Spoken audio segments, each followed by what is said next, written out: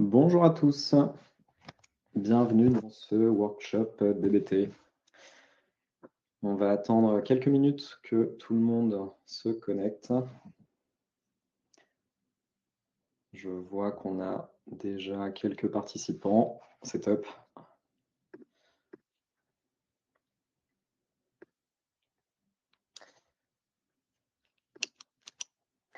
Est-ce que, pour ceux qui sont déjà connectés, je vois pas mal de monde connecté, est-ce que vous pouvez écrire dans le chat un petit peu qui vous êtes, ce que vous faites du coup dans la vie? Je vois que vous avez du coup là maintenant le sondage qui vient d'apparaître, hein. Si vous pouvez répondre rapidement au sondage, ça me permettra moi d'avoir un peu plus de contexte sur qui vous êtes avant de commencer.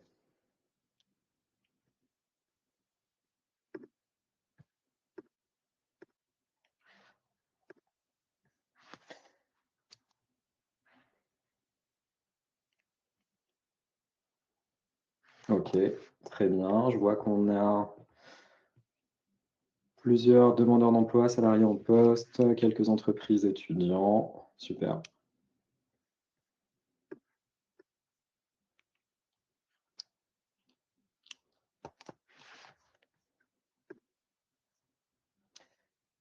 Ok, du coup, je vais commencer. Le temps que tout le monde se connecte, je vois qu'on a quelques participants qui arrivent en même temps. Pour ceux qui viennent de se connecter, bonjour à tous. Re-bienvenue dans ce workshop DBT. Du coup, comment va se dérouler ce workshop? Je vais faire une petite présentation, déjà me présenter moi, présenter DataBird, du coup, qui on est. On va rentrer ensuite dans une intro théorique de DBT, de l'outil DBT, à quoi sert cet outil, comment est-ce qu'on l'utilise de manière concrète. Et on va rentrer plus en détail ensuite, surtout avec une démo de live coding dans laquelle on va analyser des données de listing Airbnb. Tout d'abord déjà, petite question pour vous tous, si vous pouvez répondre directement dans le chat. Pourquoi vous êtes là ce soir? Qu'est-ce qui vous intéresse sur DBT?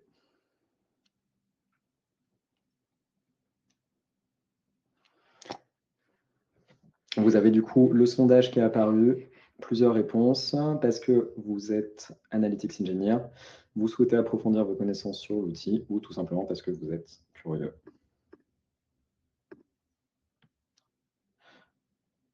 Ok, je vois à peu près à égalité approfondir ses connaissances sur l'outil, juste curieux d'en savoir plus.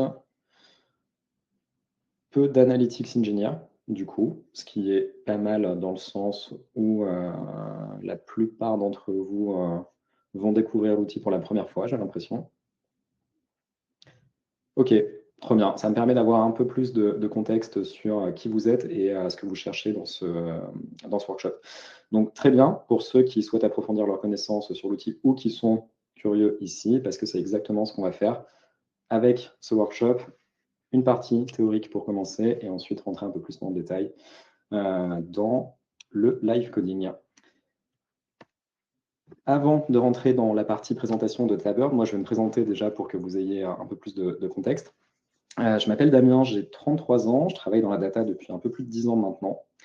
Je suis basé à Lyon depuis 5 ans à mon compte et j'aide des entreprises à faire leur transition vers ce qu'on appelle aujourd'hui la fameuse moderne data stack. J'imagine que vous avez déjà dû entendre parler de ce terme-là. Et DBT, du coup, c'est vraiment l'outil au cœur de cette fameuse moderne data stack. C'est l'outil qui va vous permettre de modéliser vos données correctement, proprement, et qui vient du coup alimenter cette architecture de data moderne. Ça fait 3 ans maintenant que je fais ça dans plusieurs entreprises, dans des startups, scale-up ou dans des grands groupes.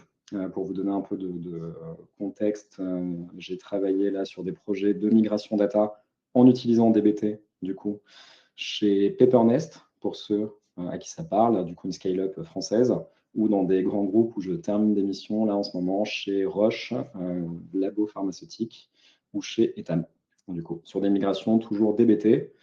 et d'autres outils de la Modern Data Stack sur la partie stockage, que sont BigQuery ou Snowflake, pour ceux à qui ces outils parlent. En parallèle, du coup, ça fait depuis l'année dernière que j'enseigne la data à travers le track Analytics Engineer chez DataBird. Depuis octobre dernier, le lancement de ce nouveau module, de ce nouveau track.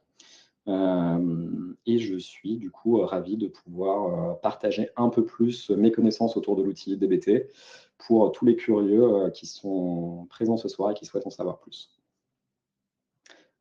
Voilà de mon côté. Du coup, maintenant, DataBird. DataBird en quelques mots.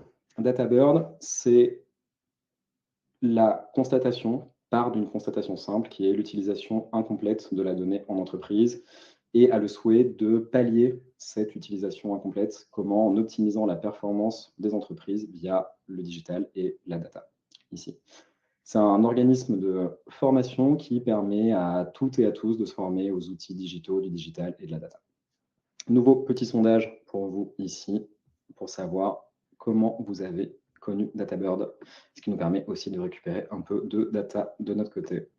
Je vous laisse répondre et je continue. Quelques chiffres sur DataBird, c'est déjà 4000 étudiants et étudiantes formés, 4,9 sur 5 de note moyenne sur 500 avis certifiés et 93% de taux d'employabilité. Ce taux d'employabilité, c'est le pourcentage de personnes qui trouvent un emploi dans les 6 mois à la suite de leur formation. Et ça, que ce soit sur tous les tracks, dont le track Analytics Engineer dont je vous ai parlé juste avant, et également les tracks Data Analysis, Data Science ou les formations spécifiques. Voilà rapidement pour la partie présentation, introduction et introduction à DataBird. On va rentrer dans le vif du sujet maintenant sur l'introduction à DBT, sur la partie théorique. On va passer 10-15 minutes sur cette partie-là. Je vais vous expliquer ce qu'est DBT, l'utilité de cet outil, quelques fonctionnalités théoriques, et on rentrera ensuite, à l'issue de ces 10-15 minutes, sur la partie pratique avec le live coding. Autre sondage, déjà, pour moi, pour savoir, est-ce que vous avez déjà utilisé DBT? Est-ce que vous l'utilisez ou vous l'avez déjà utilisé?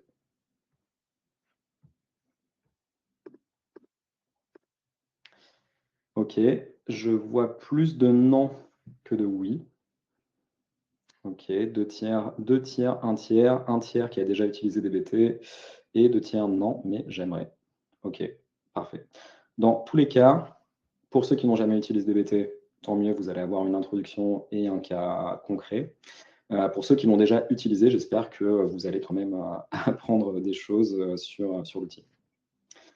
Top. Du coup, sur la partie introduction, déjà, premièrement, pourquoi modéliser ces données? Pour ceux qui travaillent déjà avec des données, que ce soit avec DBT ou non, vous savez que les données brutes, elles sont rarement prêtes à l'analyse. Les données brutes que vous allez recevoir de vos différentes sources de données, que ce soit de votre site web, de votre app, de Google Analytics, des données tracking, peu importe, ces données-là, elles sont souvent non structurées ou dupliquées. On a beaucoup de doublons, une structure différente entre nos différentes sources de données. Ce qui rend ces données difficiles à interpréter et parfois, du coup, des analyses incohérentes ou incomplètes, si on travaille avec ces données brutes non structurées. La modélisation, donc à travers DBT, ce qu'elle permet, c'est de nettoyer et homogénéiser ces données, de modifier les formats, les types, les valeurs de nos données, de préparer des agrégations, donc de calculer ici des métriques, des KPI, c'est ce qu'on appelle l'enrichissement, et principalement de rendre ces données compréhensibles et exploitables pour qu'elles puissent être activées dans des analyses, dans des rapports, dans des dashboards, ici. Si on devrait résumer la modélisation grâce à DBT en un objectif, ça serait de permettre une prise de décision éclairée à partir de données de qualité. Ça, c'est l'objectif principal auquel répond DBT. Maintenant, qu'est-ce que l'outil? DBT, c'est l'acronyme de Data Build Tool. C'est un outil open space qui permet d'organiser, nettoyer et structurer des données directement dans votre data warehouse.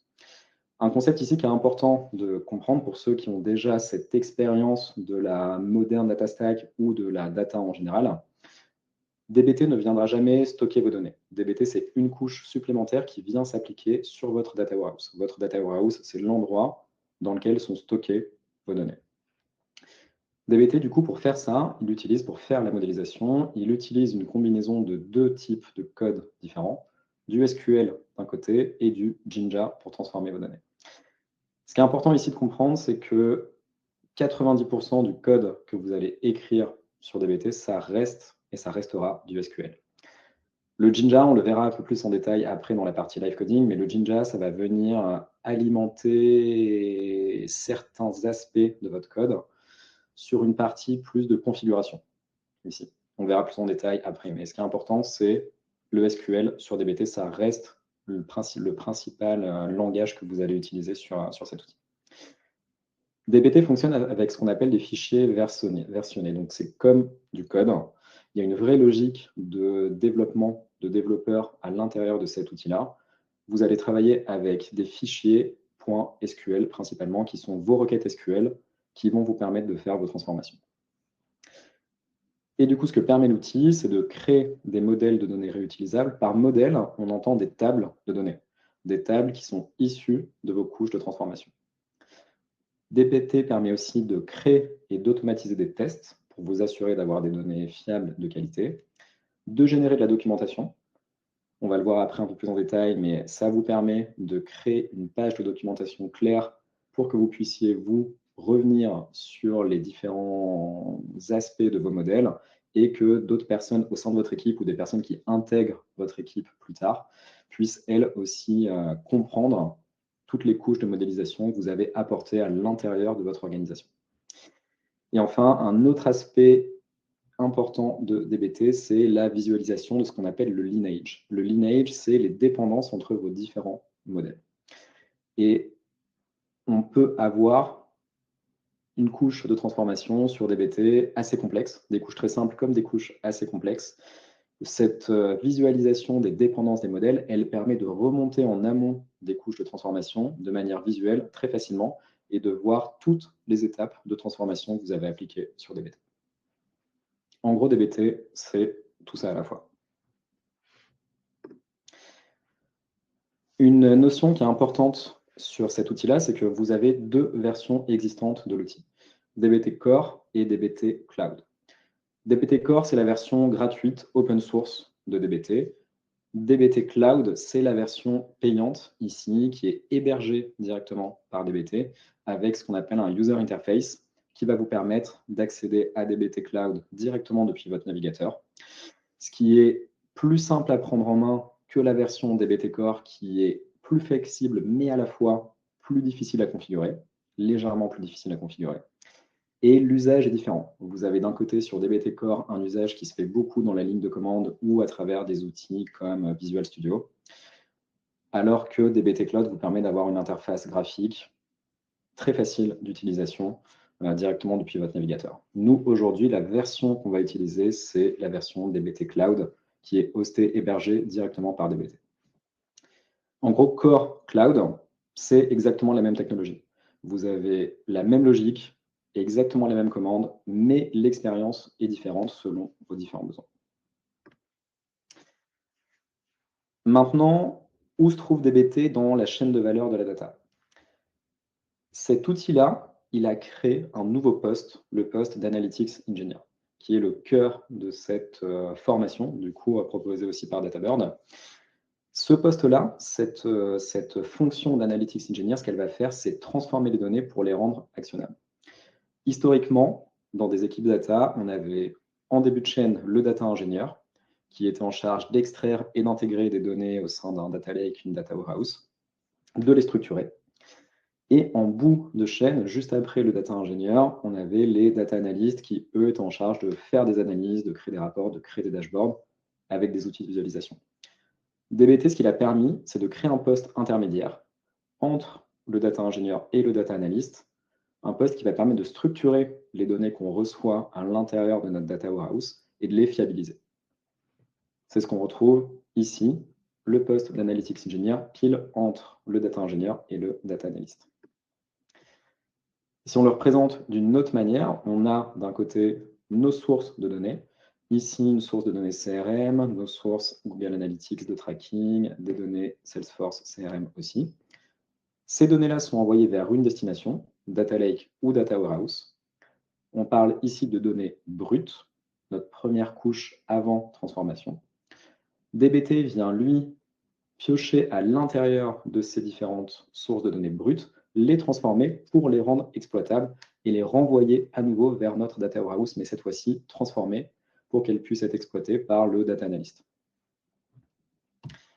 Une autre manière de représenter visuellement où se trouve DBT à l'intérieur de cette moderne data stack, c'est de cette manière. Vous avez ici en début de chaîne de la data la partie ingestion de données, donc ce qui est plus de l'ordre du data ingénieur ici, avec des outils aujourd'hui comme Airbyte, Fivetran, qui vous permettent d'aller facilement chercher de la donnée des différentes sources. Ces données, elles sont ensuite envoyées vers votre lieu de stockage, que ce soit un data lake ou un data warehouse. Et DBT, ce que j'expliquais juste avant en début de session, c'est que DBT vient s'ajouter comme une couche supplémentaire au-dessus de votre data warehouse. Vos données seront toujours stockées à l'intérieur de votre data warehouse.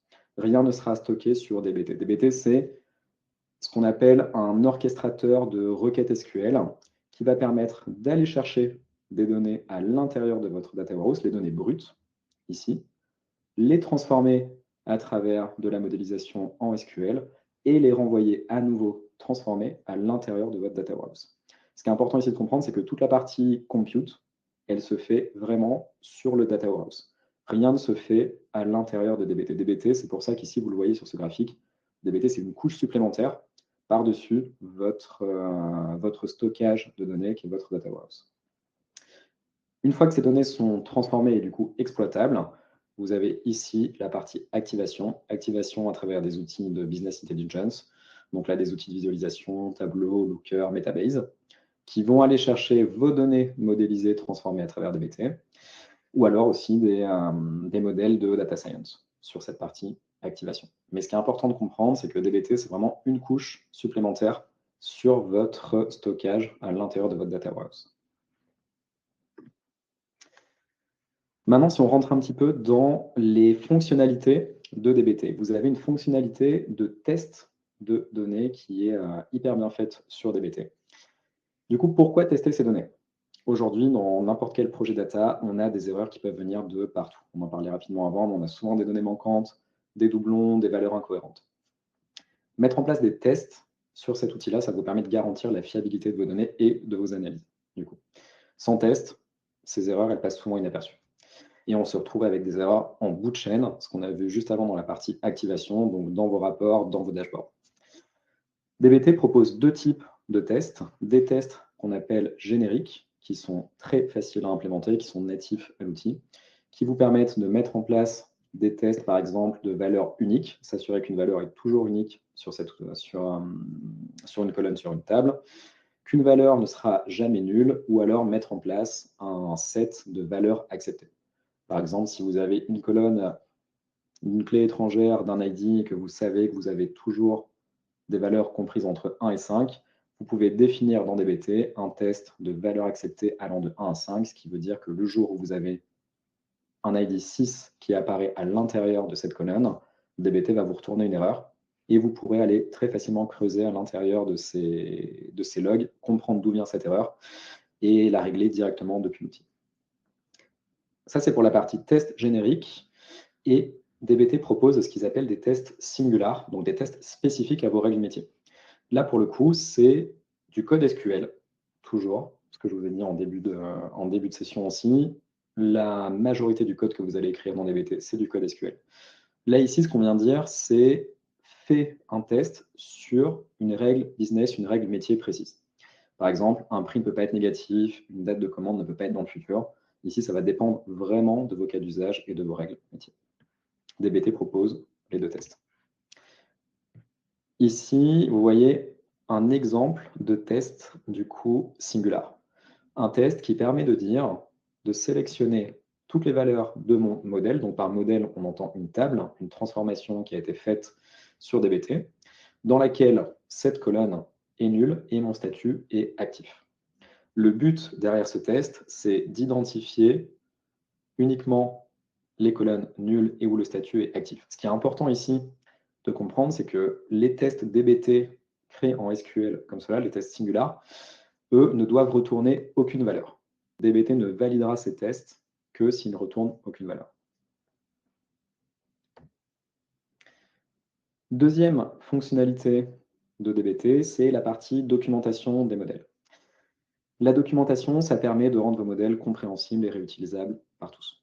Qu'est-ce que c'est du coup documenter dans DBT? C'est décrire à quoi servent toutes vos tables et ce que représente chaque colonne.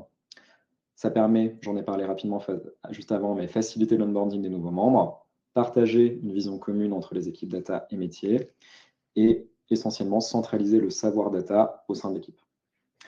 Pour ça, DBT propose une commande assez sympa qui est la commande docs_generate, qui vous permet d'obtenir un site interactif que vous pouvez ouvrir directement depuis votre navigateur, sur lequel vous allez pouvoir voir toutes les descriptions des modèles, des colonnes, le lineage, donc la dépendance entre vos différents modèles dont on parlait tout à l'heure, et les tests associés à chaque champ.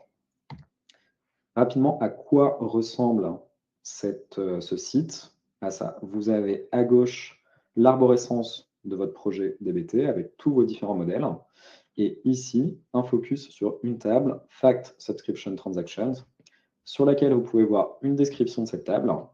Donc ici, on voit que cette table contient des informations sur le revenu de Fishturn Analytics et que les transactions sont broken down par mois, catégorie et par customer.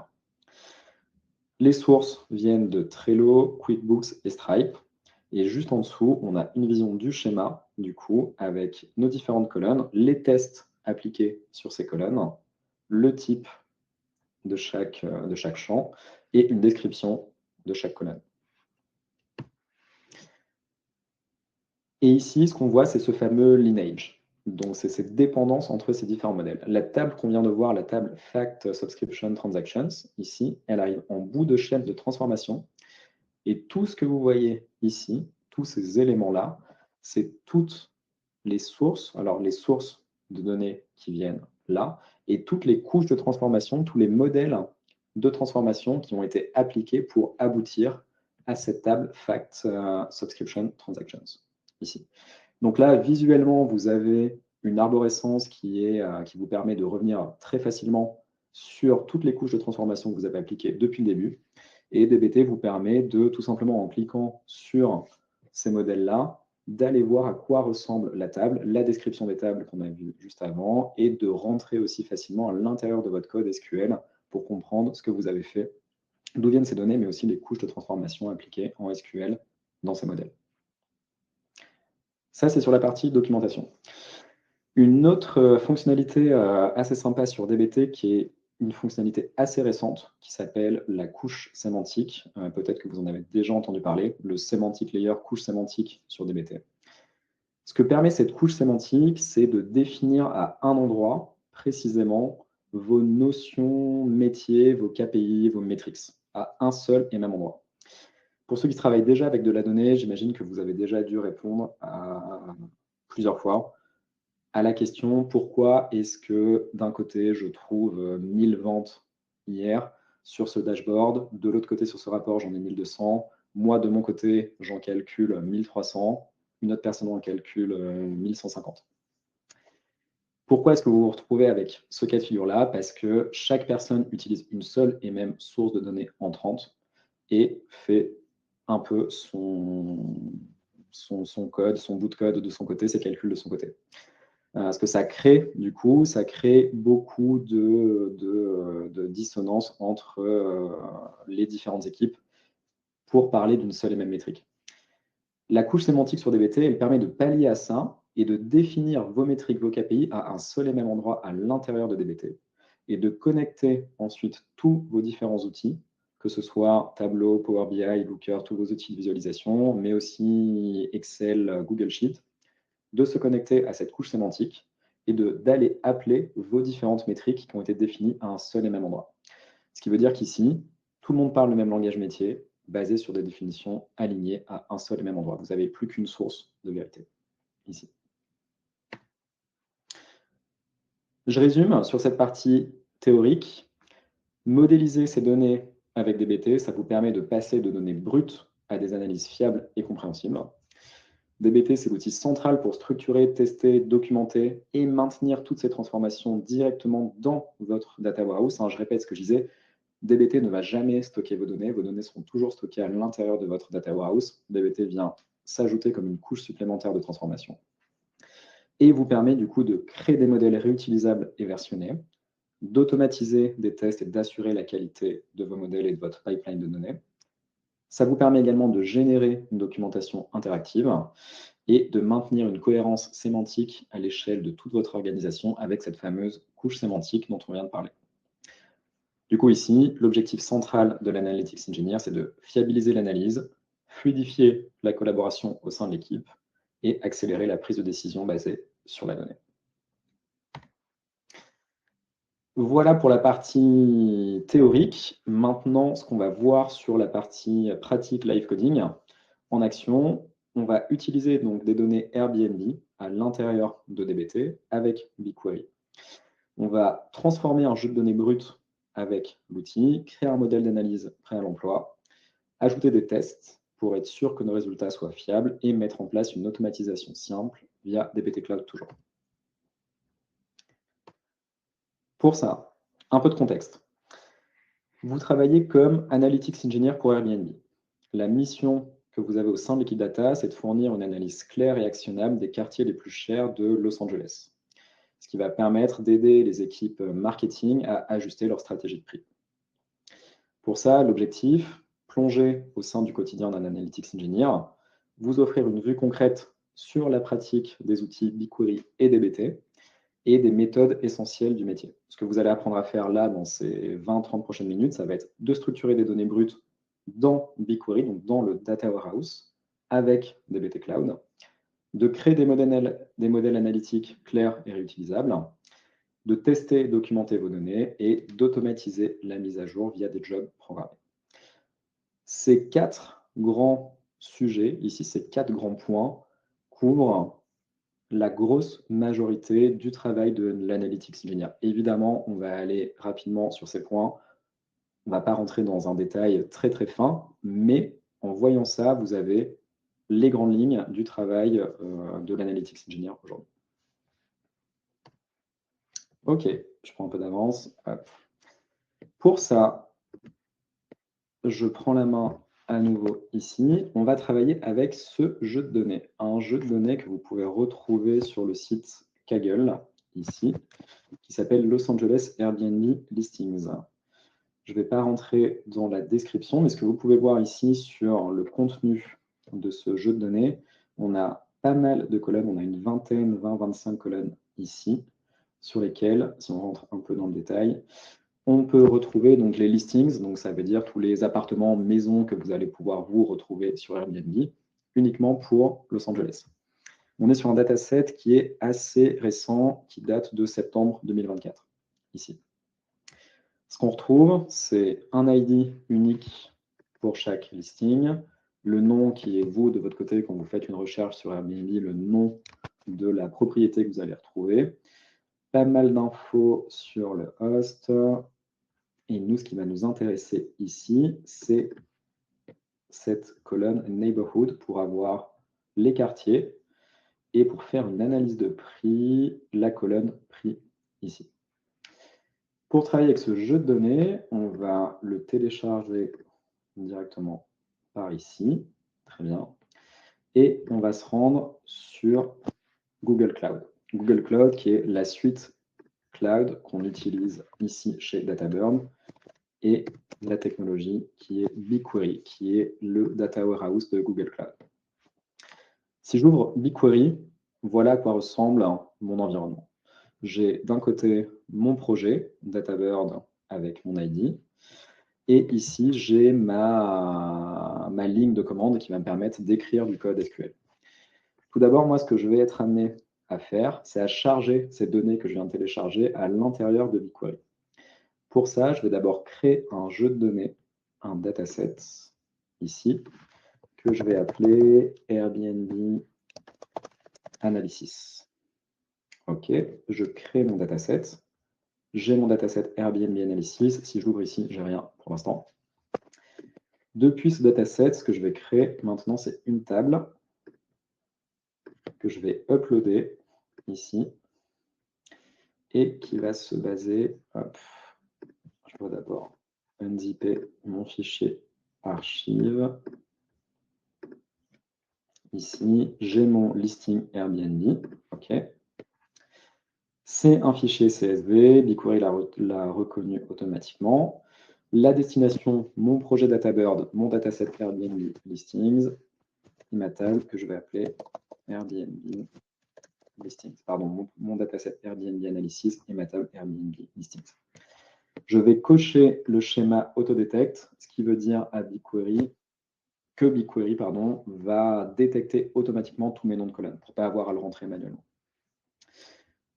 Et dans les options avancées, si déjà je crée cette table tout de suite, ça ne devrait pas fonctionner. Pourquoi? Là, vous voyez que j'ai un message d'erreur ici. Je travaille avec un CSV de données brutes. Et là, BigQuery me dit, attention, vous avez des erreurs à l'intérieur de ce CSV. C'est tout ce qu'on essaye de pallier, c'est tous les problèmes auxquels on essaye de pallier avec l'utilisation de DBT, justement, de faire en sorte de cleaner, modéliser ces données-là pour ne plus avoir d'erreurs. Là, je sais que j'ai des erreurs. Ça peut être des valeurs nulles à l'intérieur de mon CSV, des caractères spéciaux qui sont mal pris en compte. Ce que je vais faire ici, juste pour m'assurer que mon dataset passe, je vais mettre le nombre d'erreurs possible à 100 000. Et là, ça devrait fonctionner. OK, je vois maintenant qu'à l'intérieur de mon dataset Airbnb Analysis, j'ai ma Airbnb Listings. Je retrouve exactement les mêmes colonnes que celles que j'ai vues sur le dataset original sur Kaggle. Dans mon détail, j'ai ma date de création à l'instant. Et si je fais un preview ici, je retombe sur les résultats de ma table. Parfait. Là, pour l'instant, j'ai mes données donc de stocker à l'intérieur de mon data warehouse. Ce que je vais faire maintenant, c'est que je vais basculer sur DBT, sur la partie DBT Cloud. Donc, on est ici sur DBT Cloud à l'intérieur de mon navigateur. Vous voyez ici. Ce que je vais faire, je vous montre dans la partie IDE, Cloud IDE. Et ce que je vais devoir commencer à faire, moi, c'est appeler ma table Airbnb à l'intérieur de DBT. Pour ça, alors je vais supprimer, non, je peux même le garder. Je vais modifier un premier fichier qui s'appelle source.yml, yml pour YAML, et je viens ici appeler mes différentes tables dans BigQuery. Ici, je sais que j'ai appelé mon dataset Airbnb Analysis. Je vais l'appeler Airbnb Analysis. Je vais appeler mon schéma de la même manière sur DBT. Et le nom de mon modèle, donc le nom de la table que j'ai importée à l'instant sur BigQuery, c'était Airbnb Listings. Si je ne fais pas d'erreur, Airbnb Listings. OK. À partir de là, je sauvegarde ce fichier-là. OK. Très bien. Là, du coup, ce que j'ai fait concrètement, c'est le pont entre BigQuery et DBT pour ma table Airbnb Listings. Très bien. À partir de là, moi, je vais créer un premier modèle, ce qu'on appelle de staging, un premier modèle qui va me permettre de commencer à appliquer une première couche de transformation. Pour ça, je vais me rendre ici, dans mon arborescence, dans mon dossier staging. Et à l'intérieur de ce dossier, je vais créer ici un nouveau fichier que je vais appeler stg Airbnb listings.sql. Pourquoi? Parce que ça va être une requête SQL. OK, vous voyez un nouvel onglet qui est apparu ici avec ma table, mon modèle stg Airbnb listings.sql. Ici, si je fais un select all, requête SQL classique, sélectionner toutes les colonnes de ma source qui était Airbnb listings,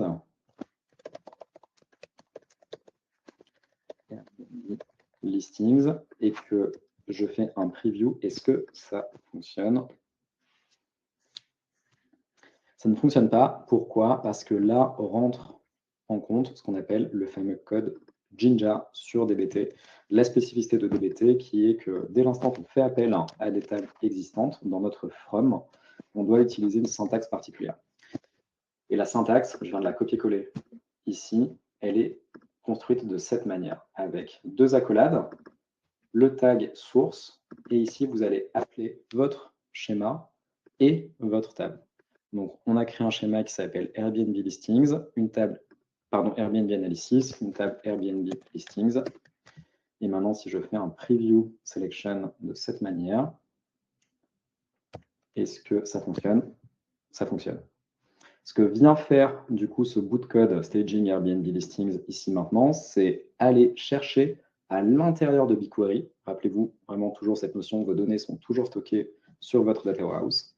Ça vient chercher les informations de ma table. Et là, je retrouve exactement les mêmes informations que celles que j'ai sur ma table sur BigQuery. Maintenant, moi, pour mon analyse, ce qui m'intéresse, c'est uniquement certaines colonnes. Ici, je vois que j'en ai beaucoup. Je ne vais pas avoir besoin de toutes ces colonnes. Donc, ce que je vais faire, c'est appliquer une première couche de transformation. Ici, je vais sélectionner uniquement les colonnes qui m'intéressent et je vais faire en sorte que toutes ces colonnes, elles aient le bon type. Pour aller plus vite, je vais juste faire un copier-coller ici, où j'ai rajouté uniquement ces 1, 2, 3, 4, 5, 6, 7, 8 colonnes qui m'intéressent, plutôt que les 28 colonnes de ma table de base. Et ce que je fais ici avec la fonction cast en SQL, c'est m'assurer que toutes ces colonnes aient le bon format. En soi, ça ne pose pas trop de problème quand je fais un preview maintenant, qu'elles n'aient pas le bon format, mais ça peut me poser problème plus tard dans mes analyses. Donc là, ce que je viens de dire, c'est que je veux aller chercher ma colonne ID et que cette colonne ID ait un format string. Pour les colonnes ID, host ID, neighborhood, room type, que ma colonne prix ait un format numérique avec du coup des valeurs avec des décimales. Et par contre, que mes colonnes NUI, Review et Availability soient considérées comme des integers, donc des chiffres sans décimales. Si je fais ça, que je fais un preview pour faire tourner cette requête, je vois maintenant mes résultats à l'intérieur de DBT et j'ai maintenant plus que les colonnes qui m'intéressent castées au bon format. Ici, donc, je viens d'appliquer une première couche de transformation ici. Je viens sauvegarder mon modèle. Très bien, ici. Ce qu'on va faire maintenant, c'est appliquer de la documentation et des tests sur ce modèle-là. Pour ça, de la même manière, on va à nouveau créer un nouveau fichier ici. Ce fichier-là, on va l'appeler schéma Airbnb listings.yml, toujours .yaml. Ce fichier va être associé, on va l'associer à notre modèle staging Airbnb listings et on va venir y définir ici des définitions. Hop. Pareil, même chose pour gagner un peu de temps, je vais faire un copier-coller du fichier ici. Donc ce que je viens faire à l'intérieur de ce fichier-là, j'ai oublié la version ici, je viens dire va chercher mon modèle staging Airbnb listings, qui est celui-ci. D'ailleurs, je vois que là, maintenant, c'est bon. Je lui donne une description. Mon modèle, c'est les données brutes des annonces Airbnb pour analyser les prix par quartier. Et à l'intérieur de ce modèle-là, j'ai ces différentes colonnes, ID, host ID, neighborhood, etc. Et je viens mettre une description à chacune de ces colonnes. Ce qui va me permettre ensuite, moi, de générer ce fameux site que je vous ai présenté juste avant dans la partie théorique. À partir de là, je sauvegarde ce nouveau fichier. J'ai donc maintenant deux fichiers, mon modèle Staging Airbnb Listings et ici un fichier de schéma associé à ce même modèle avec les définitions. Très bien. Maintenant, ce que je voudrais faire, c'est mettre en place des tests. On a vu juste avant des types de tests génériques DBT sur certaines colonnes. Moi, ce que je voudrais faire, c'est sur ma clé primaire ici, mettre en place des tests. Pour ça, je viens juste à l'intérieur de mon fichier schéma, de ma table Airbnb Listings, je viens appliquer des tests et tout simplement, je vais venir les définir ici. Ce que je viens faire, c'est rajouter un test unique qui va me permettre de m'assurer que ma colonne ID est toujours unique et un autre test qui est note nulle de cette manière. Et en faisant ça, tout simplement, je sauvegarde mon fichier schéma ici.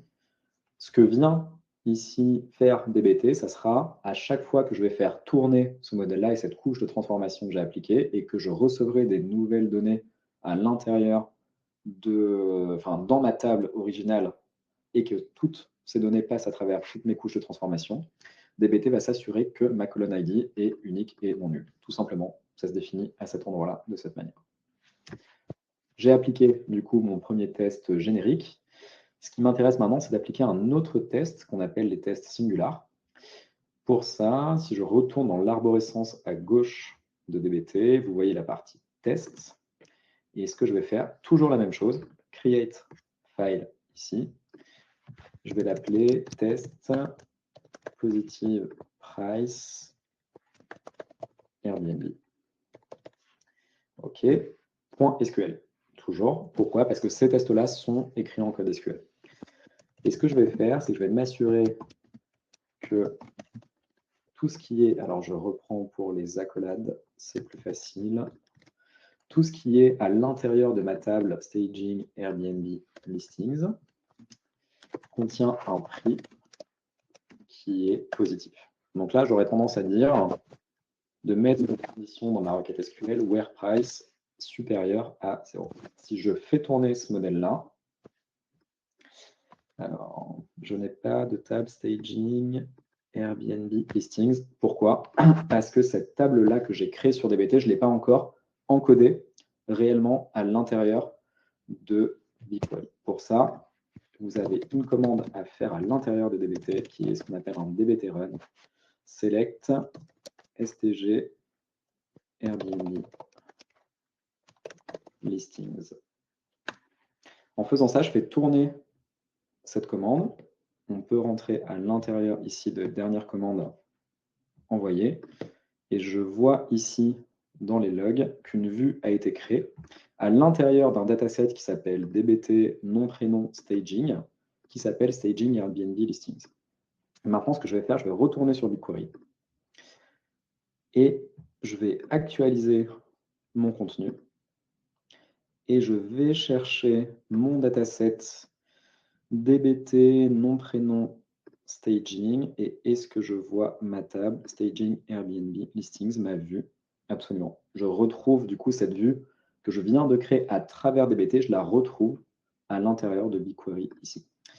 Et quand je regarde les détails, je vois qu'elle a bien été créée ici le 16, voilà, avec la requête que vous pouvez retrouver directement dans BigQuery, qui est exactement la même requête qu'on a mis en place, nous, avant, sur DBT.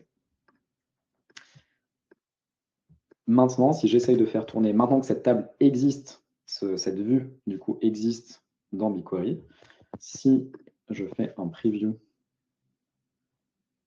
dans mon test, est-ce que ça fonctionne? Ça fonctionne, ça me retourne des résultats. Rappelez-vous ce que je vous ai dit juste avant. Ce qu'on cherche, nous, dans les tests, c'est que on ne retourne aucune ligne. Et donc, on cherche à avoir 0 dans nos résultats. Where price, alors je me suis trompé, inférieur. Maintenant, si je fais tourner cette requête avec cette condition dans laquelle le prix est inférieur à 0, j'ai aucun résultat. Je sauvegarde et j'ai mis en place maintenant un nouveau test sur DBT qui me permet de m'assurer que toutes les nouvelles entrées de ma table Airbnb Listings ont toujours un prix supérieur à 0. Voilà comment mettre en place un test. Je vais rapidement sur la dernière partie du live coding, qui est la création d'un modèle d'analyse, cette fois-ci. On a créé un premier modèle qu'on a appelé de staging. Ces modèles de staging, ils vous permettent de cleaner rapidement et de manière assez simple vos données brutes. C'est ce qu'on a fait ici à travers ce modèle-là, dans laquelle on a dit je vais chercher uniquement certaines colonnes et je fais en sorte que cette colonne ait le bon format. Maintenant, pour notre analyse, ce qu'on cherche à faire, c'est de créer un modèle qu'on va venir brancher directement à nos différents outils de BI, de visualisation. Pour ça, je vais aller à l'intérieur de mon dossier Mart. Mart qui serait dans une architecture, on n'a pas parlé d'architecture médaillon encore sur DBT, mais Mart qui serait l'équivalent de vos données les plus qualitatives. Quand on parle d'architecture médaillon, on parle de données bronze, silver, gold. Bronze étant vos données brutes et Gold étant vos données les plus qualitatives qui sont l'équivalent de Mart ici. Pour ça, je vais faire un create file à nouveau que je vais appeler Mart listings Airbnb price par exemple. .sql toujours. Ça vient me créer encore une fois un nouveau fichier .sql. Et là, ce que je vais faire, même chose, je vais faire un copier-coller pour aller plus vite ici. Je viens créer une nouvelle requête SQL qui est au final une nouvelle couche de transformation où je vais aller chercher mes données de ma table Staging Airbnb Listings, donc les données de mon modèle que j'ai créé en amont, ici, dans lequel j'ai appliqué une première couche de transformation. Et ce que je viens faire ici, je viens chercher uniquement les colonnes qui m'intéressent, que sont la colonne Neighborhood, Room Type, et ici, je viens faire des agrégations. Je viens faire un compte de mes ID et appeler cette colonne nombre de listings. Et je veux aussi le prix moyen pour chaque quartier et chaque type d'habitation. Pour ça, je viens ajouter une moyenne de la colonne prix que je groupe by par mes deux dimensions, room type et quartier. Je sauvegarde et si maintenant je fais un preview de cette requête, j'ai du coup ma transformation qui est appliquée, prête à analyse. J'ai maintenant plus que 4 colonnes, mon quartier ici, le type de logement, le nombre de listings pour ce quartier et ce logement et le prix moyen à l'intérieur. Ce qui va me permettre, moi maintenant, ou plutôt les équipes marketing, moi je vais mettre à disposition des analystes des équipes marketing ce nouveau modèle appelé Mart Listings Airbnb pour qu'eux puissent avoir une vision claire du nombre de listings par quartier et par type de logement et qu'ils aient un prix moyen en face. Et ça va leur permettre du coup d'avoir une vision claire, détaillée, qui répond uniquement à leurs besoins, plutôt qu'une table brute. Si on se rappelle, je vais d'abord encoder pour vous montrer sur BigQuery. Je vais faire un dbt run de cette table MRT listings Airbnb price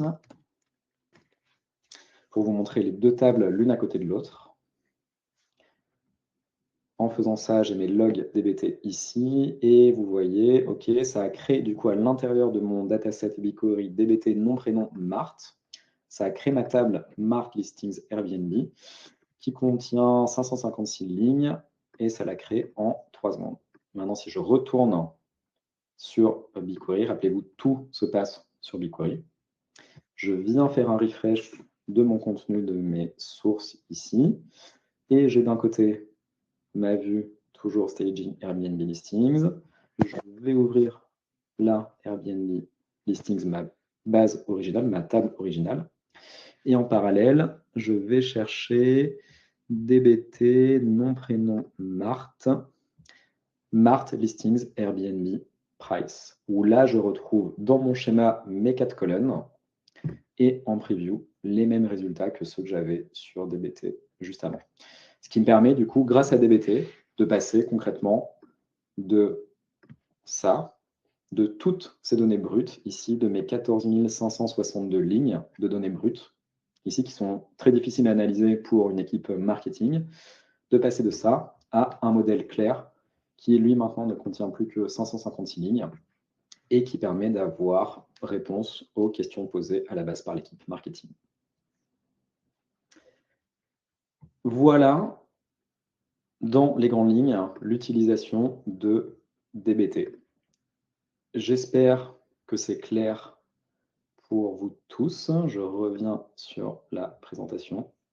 Sur cette partie live coding, voilà comment on a structuré des données brutes dans BigQuery avec dbt Cloud, créé des modèles analytiques clairs et réutilisables, tester, documenter nos données pour garantir leur qualité et automatiser les mises à jour via des jobs programmés qu'on n'a pas vus, mais que vous pouvez faire aussi avec un outil comme dbt. Maintenant, on va profiter, alors un petit cadeau pour vous déjà, tout ce qu'on vient de faire ici, de voir ensemble, je vais vous partager, enfin, on va vous partager du coup un fichier récap avec la liste de toutes les commandes, de tous les bouts de code SQL pour que vous puissiez, vous, si vous le souhaitez, vous créer un compte sur DBT, un compte gratuit DBT et BigQuery, faire le test et le faire vous-même. J'espère que vous avez appris quelque chose ici et que j'ai pu générer un peu d'intérêt sur cet outil-là. Merci à tous pour le suivi.